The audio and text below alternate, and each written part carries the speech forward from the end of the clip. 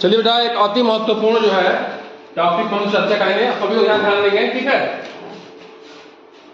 और कोशिश ये करेंगे कि छोटे से लेके और एकदम बड़े तक पहुंचेंगे चैप्टर में, ठीक है, टॉपिक में, यानी कि 0 से लेके 0 तक पहुंचेंगे, ठीक है ना।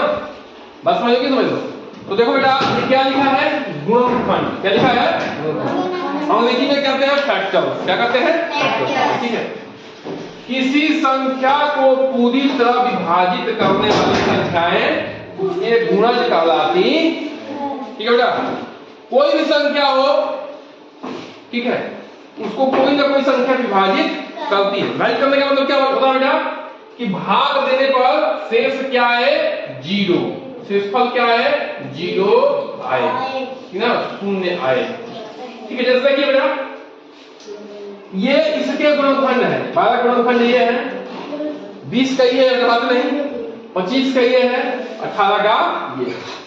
देखिए 20 किससे किससे कटेगा, 1 से कटेगा, 2 से, 4 से, 5 से, 10 से, 20 से, यानी कि इनसे हम इनमें भाग देंगे तो क्या होने वाला है, शेषफल 0 आने वाला।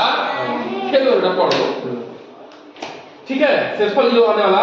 विभाजित करने का मतलब ठीक है, पूर्ण रूप से विभाजित करने का मतलब क्या है कि भाग देने पर शेषफल क्या है, 0 आए। जैसे बेटा देखिए 25 है, इसमें हम 5 से भाग दे रहे हैं, ठीक है, 25 है, 5 भाग रहे हैं, तो 5 बचे 25, क्या शेषफल क्या है, 0 है कि नहीं है। तो ये 5 क्या है, इसका जो है गुणनखंड। जिन संख्याओं से ये कटेगा वो उसका गुणनखंड है। तो 12 क्या हो जाएगा, 1 2 3 4 6 12, इनसे ये कट जाएगा, इसलिए इससे क्या है, ये इसके ये गुणनखंड है। 18 किससे कटेगा, 1 2 3 6 9 18, इन संख्याओं से ये संख्या कट जाएगी, यानी कि भाग देने पर जैसे भाग दिए हैं पूरी तरह विभाजित हो जाएगी, यानी कि शेषफल क्या आएगा, 0 आएगा। इसलिए क्या है, इसके जो है ये गुणनखंड, ठीक है बेटा, जिससे कट जाए। ध्यान रखना बेटा, कभी भी गुणनखंड अधिक से अधिक होगा तो इस संख्या के बराबर होगा, नहीं तो छोटा ही होगा। अधिक से अधिक संख्या के बराबर होगा, नहीं तो छोटा होगा। गुणनखंड जो है कभी भी संख्या से बड़े नहीं हो सकते हैं, ये ध्यान रखना। कभी भी होगा तो उससे के अधिक से अधिक उसके बराबर होगा, नहीं तो उससे छोटा है कि नहीं। देख रहे हो यहाँ पे, है ना। अब इसका सीधा उल्टा है गुणज। क्या बेटा है, गुणज। आजा बेटा, गुणज क्या है बताओ। गुणज होता है बेटा गुणा करने पर प्राप्त होता है, ठीक है। गुणज क्या होता है, गुणा करने पर प्राप्त होता है। 1 से गुणा करो, 2 से गुणा करो, बेटा बैठे शांति से। 1 से गुणा करो, 2 से गुणा करो, 3 से गुणा करो, 4 से गुणा करो, 5 से गुणा करो, ठीक है। जो ये मिल गया उत्तर वही तो क्या है, गुणज है। 5 गुणज क्या हो गया, 5 10 15 20 25 30, ठीक है। इसे क्या होगा, इसके गुणज हो गए। बात समझ गए, बोलो बेटा, क्या हो गए, गुणज हो गए, ठीक है ना। देखो कैसे, गुणज क्या है, गुणज जो होते हैं बेटा अनंत होते हैं। क्या होते हैं, अनंत। आपको जरूरी नहीं कि 10 तक के गुणा करो, आप 100 से गुणा करो, 1 लाख से गुणा करो, देखिए सुन ही नहीं रही है। 5 करोड़ से गुणा करो, ठीक है, 2 करोड़ से गुणा करो, कुछ ना कुछ उत्तर मिलेगा नहीं, कुछ ना कुछ उत्तर मिलेगा, ठीक है बेटा। तो वही उसका क्या हो जाएगा, गुणज हो जाएगा, ठीक है, वही उसका क्या हो जाएगा। तो बेटा गुणज जो है वो अनंत है, 1 से लेकर अनंत तक किसी भी संख्या से गुणा करिए तो कुछ ना कुछ उत्तर मिलेगा कि नहीं मिलेगा। तो गुणज अनंत है, लेकिन जो ये गुणनखंड है वो सीमित है, कुछ ही संख्याओं से कटेगा, इसके अलावा नहीं कटेगा। मतलब कुछ ही संख्याओं से कटेगा, उसके अलावा किसी नहीं कटेगा, ठीक है। लेकिन जो गुणज है बेटा क्या है, गुणज क्या है, अनंत है, किसी भी कितने भी संख्या से गुणा करो कुछ ना कुछ मिलेगा। बात समझ लो, समझ लो। ये मत समझना कि हम पहाड़ा पढ़ते हैं 10 तक तो केवल 10 ही तक गुणा होगा, नहीं। आप 11 से करो, 12 से गुणा करो, 14 से करो, 15 से करो, 100 से करो, 200 से करो, 2 लाख से करो, 5 लाख से करो, करोड़ से करो, 5,000 से करो, किसी संख्या से गुणा करके आप जो है गुणज निकाल सकते हैं, ठीक है बेटा। तो गुणज क्या है, किसी संख्या को लगातार गुणा करके बनने वाली संख्याएं उसकी गुणज कहलाती, ठीक है।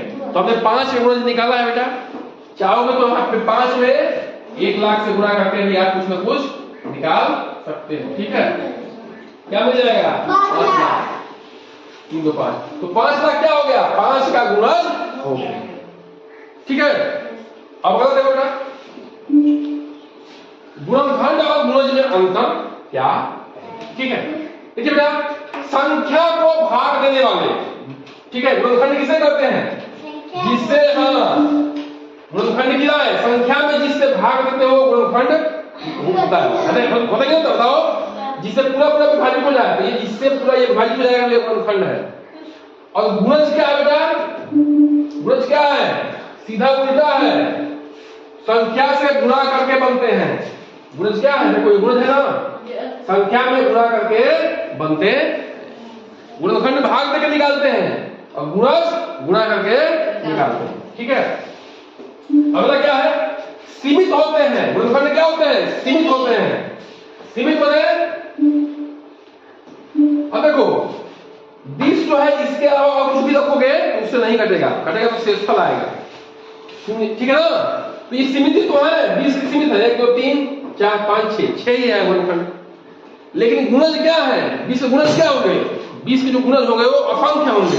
गुणा करते जाओ, 1 से 2 से 3 से 4 से 5 से अनंत तक गुणा करो। ठीक है बेटा, तो 20 के गुणनखंड जो क्या है? सीमित है, 6 ही है, लेकिन गुणज क्या है? बहुत ज्यादा है, जितना तक गुणा कर सकते हो, कोई सीमा नहीं है, अनंत है। ठीक है बेटा, वही चीज कह रहे हैं, क्या कह रहे हैं?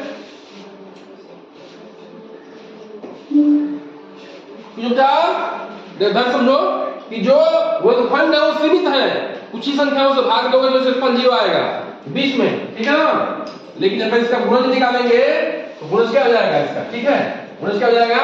अनंत हो जाएगा। 20 गुणज क्या होगा? अनंत। गुणा करते हो 20 में, 1 से 2 से 3 से 4 से 5 से 100 से 1 लाख से 2 लाख से 3 लाख से 15 लाख से 20 लाख से करोड़ से 1 करोड़ 10 करोड़ अरब गुणा करते जाओ, वो कुछ ना कुछ मिलेगा। वो क्या हो जाएगा? उसको गुणज। तो गुणज क्या है? अनंत है किसी भी संख्या के, लेकिन किसी संख्या की जो गुणनखंड है वो सीमित है। ठीक है बेटा, कुछ नहीं है, हमेशा संख्या से छोटे या बराबर होते हैं, हमेशा संख्या के बराबर या बड़े होते हैं। देखो बेटा, यहां पर समझाए थे, जो गुणनखंड है वो अधिक से अधिक क्या होगा? तो संख्या के बराबर होगा, नहीं तो उससे छोटे होंगे। अधिक से अधिक क्या होगा? संख्या के बराबर होगा, नहीं तो उससे छोटे होंगे। अधिक से अधिक संख्या के बराबर होगा तो उससे छोटे होंगे। ठीक है, और जो गुणज होगा वो 1 से शुरू करेंगे, तो संख्या के बराबर होगा या उससे बड़ा होगा। देखो उससे बड़े 5 से बड़े दिख रहे हैं, 5 10 15 20 25 30 12 है, तो 12, ये तो 12 हो गया, 12 सब बड़े होंगे, है कि नहीं? बताओ, है ना? ये ध्यान रखना, थोड़ा सा समझो तो आ जाएगा। अगला क्या बेटा? हर संख्या एक और वही संख्या का गुणनखंड होता है। कोई भी संख्या हो, चाहे वो भाज्य हो या अभाज्य हो, वो 1 से कटेगा, नहीं तो अपने आप से कटेगा, इन 2 से तो कटेगा ही कटेगा, इसके अलावा किसी से कटता है। ठीक है, 1 से अपने आप से तो कटेगा ही कटेगा, इसके अलावा किसी से कटेगा कटेगा ना, कटेगा अलग बात है। ठीक है, लेकिन घटता तो कटेगा। 1 का केवल एक ही गुणनखंड होता है, 1 का केवल एक ही गुणनखंड है।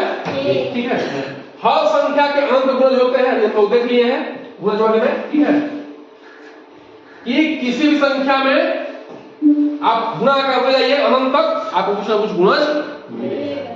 ठीक है बेटा, तो आशा है कि आप समझ पाए होंगे। ठीक है, फटाफट से बोल दो।